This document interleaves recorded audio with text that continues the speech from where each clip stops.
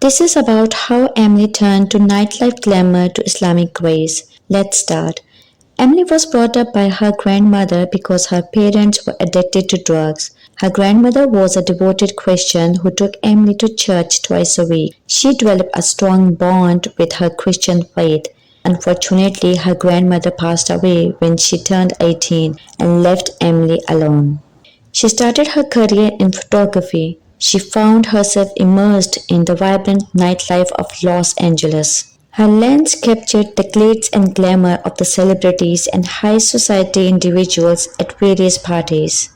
As Emily delved deeper into the night scenes of Los Angeles, she found herself drawn into a world of excess, where the boundaries between right and wrong blurred amidst the pulsating beats of music and clicking of glasses.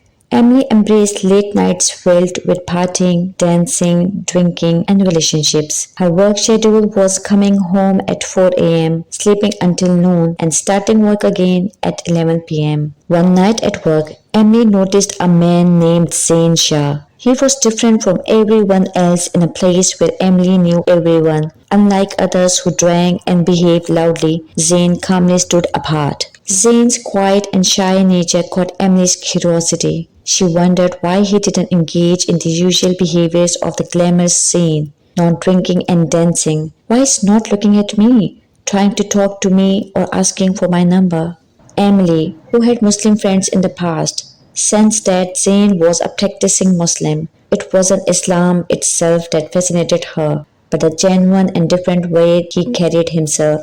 His presence stood out in the lively atmosphere, and Emily began to wonder what made him different from the others in the glamorous world she was accustomed to. Emily longed for the peace and calm that seemed to surround Zayn, and her prayers are granted by the Allah. Same morning, Emily was heading home early when some robbers attacked her. She tried to resist, but they beat her badly, stole her car and money, and left her injured. Luckily, Zayn found Emily in this condition and rushed to the hospital. After the hospital visit, Emily was traumatized and didn't want to stay alone in her own apartment. Zayn took her to his home, where his wife Sarah and their daughter Inaya welcomed her. Feeling a strange peace in Zayn's home, Emily spent the night there. The next morning, she overheard Sarah and Inaya reading a book. The words they were reciting intrigued her. It was a verse from the Quran. When your Lord said to the angels, I am appointing on the earth a deputy, they said, will you place therein one who will make mischief therein and shed blood?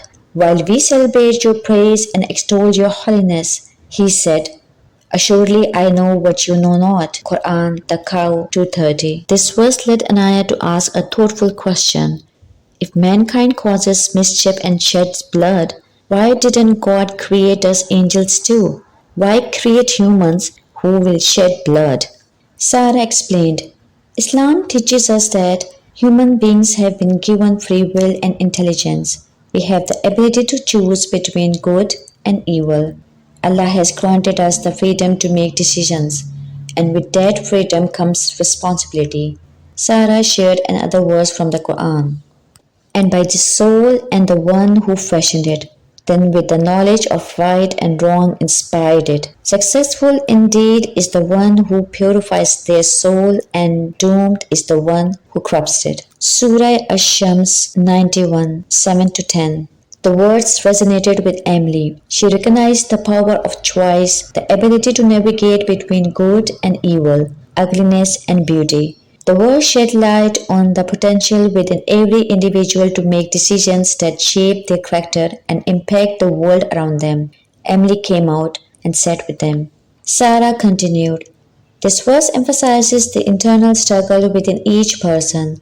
We have the capacity for both righteousness and corruption. Success lies in purifying the soul and choosing goodness over corruption. Human beings have also been given honor of being Khalifa on earth. We are given intellect over all other creatures. Allah has given us the huge honor, and we are disrespecting that honor by not living up to what we are supposed to be as human beings. The profound nature of conversation left Emily in awe. Sarah, recognizing Emily's interest, gifted her a copy of the Quran. Grateful for the hospitality, Emily thanked Zayn and his wife and headed home. Eagerly, she opened the gifted book, encountering stories familiar from her Sunday school days. As she delved into the verses, Emily stumbled upon one that struck a chord. And if you are in doubt about what we have revealed to our servant, then produce a surah like it, and call your helpers other than Allah, if what you say is true. Surah Al-Baqarah 2:23. This verse emphasizes the challenge for anyone to produce something like the Quran and call upon helpers if they doubted its authenticity. Emily, utterly amazed by the depth of understanding that unfolded before her, prompting her to wonder why, for 1410 years, no one had been able to create even one verse similar to the Quran, while the Bible had numerous versions.